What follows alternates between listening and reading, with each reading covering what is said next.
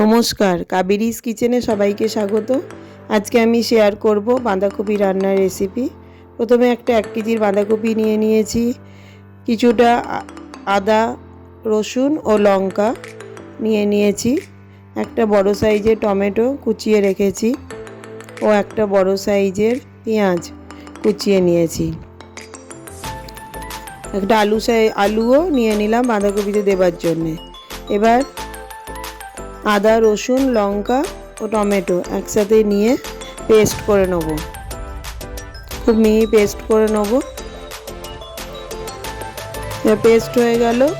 এবার আমি কি করব, এবার আমি বাঁধাকপিগুলোকে ভালো করে সরু সরু করে কুচিয়ে নিয়েছি এবং ভালো করে জলে ধুয়ে নিলাম। দিয়ে এবার এগুলো আমি কুকারে সেদ্ধ করতে দেবো। কুকারের মধ্যে সব বাঁধাকপিগুলোকে দিয়ে দিলাম। বাঁধাকপিগুলো সব দেওয়া হয়ে গেলে এবার তার উপরে 1 চামচ হলুদ ও 1 চামচ নুন দিয়ে দিলাম। এবার হাফ গ্লাস মতো জল আমি তার উপরে দিয়ে দেবো, নুন হলুদটাকে ভেতরে ঢুকিয়ে দেওয়ার জন্য। খুব বেশি জল দেওয়ার দরকার নেই। এবার কুকারের ঢাকনা বন্ধ করে দিলাম। গ্যাসের ফ্লেমটা হাইতে করে আমি একটা সিটি মেরে কুকারটা বন্ধ করে দেবো। এবার উনুনে কড়া বসিয়ে দিলাম। কড়ার মধ্যে আমি 6 চামচ সরষের তেল দেবো।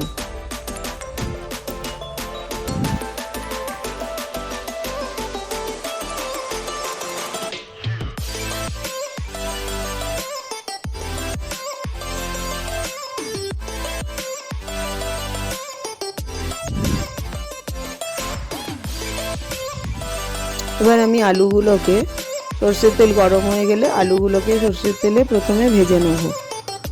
একটুখানি আলুগুলো দিয়ে একটু নুন হলুদ দিয়ে, একটু নুন আর হলুদ দিয়ে আমি আলুগুলোকে একটু লালচে লালচে করে ভেজে নেব।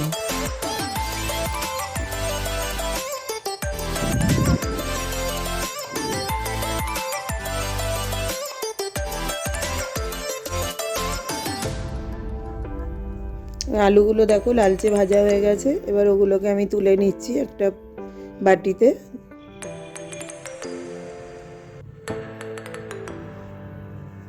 এবার ওই তেলে আমি প্রথমে গোটা গরম মশলা দেবো, 3টে এলাচ, একটু দারচিনি আর 3-4টে মতো লবঙ্গ দিয়ে দিলাম। দিয়ে এবার আমি পেঁয়াজ কুচিগুলোকে তেলের মধ্যে দিয়ে দিচ্ছি।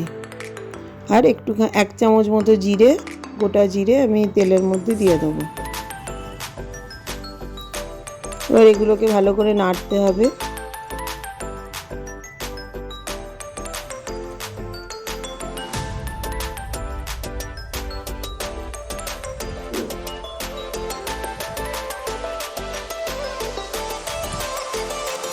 নাড়া হয়ে গেল। এবার আমি 2 চামচ চিনি তার মধ্যে মিশিয়ে দিলাম, দিয়ে আবার একটু নেড়ে নিলাম। দিয়ে এবার লালচে একটু হয়ে গেলে পেঁয়াজগুলো আমি মশলা বাটাটা তার মধ্যে দিয়ে দিচ্ছি। যেটা পেস্ট করেছিলাম সেটা আমি এর মধ্যে দিয়ে দিলাম। দিয়ে একটু নাড়াচাড়া করে নিচ্ছি। মশলা বাটার জলটাও একটু দিয়ে দিলাম কাপ ধুয়ে। এবার আমি এর মধ্যে 1 চামচ জিরের গুঁড়ো, 1 চামচ ধনের গুঁড়ো, 1 চামচ গরম মশলার গুঁড়ো দিয়ে দেবো। দিয়ে এবার নাড়বো।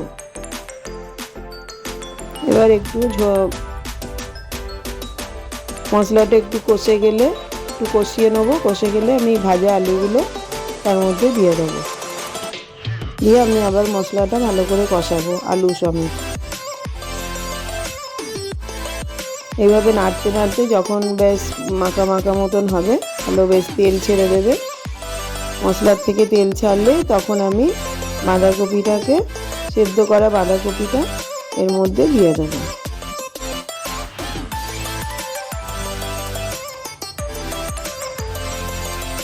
এবার ভালো করে নেড়ে নেবো। বাঁধাকপির সাথে আলু, মশলা সমস্ত কিছু ভালো করে নেড়ে নেব।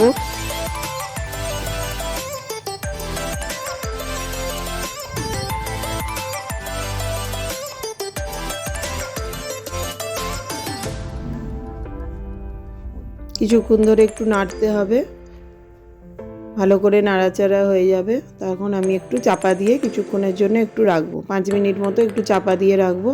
রেখে আবার চাপা খুলে ভালো করে নাড়বো। এইভাবে নাড়তে নাড়তে জলটা যেটা বেরিয়েছিল, একটু জল বেরোবে, সেই জলটাও ভালোভাবে শুকিয়ে যাবে। আস্তে আস্তে সমস্ত কিছু উপকরণ ভালো করে মিশে গেলে তখন আমি গ্যাসের ফ্লেম বন্ধ করে দেবো। দিয়ে আমার বাঁধাকপি রান্না হয়ে গেল। এবার আমি একটা পাত্রে সেইগুলো তুলে নেব পরিবেশন করার জন্য।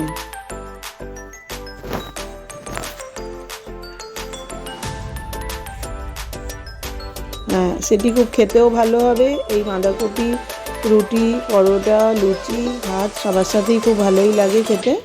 নিরামিষ যারা করতে চাও তারা পেঁয়াজ দেবে না, রসুন দেবে না। আর যারা নিরামিষ ছাড়া করতে চাও তারা পেঁয়াজ রসুন দিয়ে করলেও খুব খেতেই ভালো হয়। দেখো তোমরা খুব সুন্দর খেতে হয়েছে। তোমরা অবশ্যই লাইক, শেয়ার, কমেন্ট করে দিও।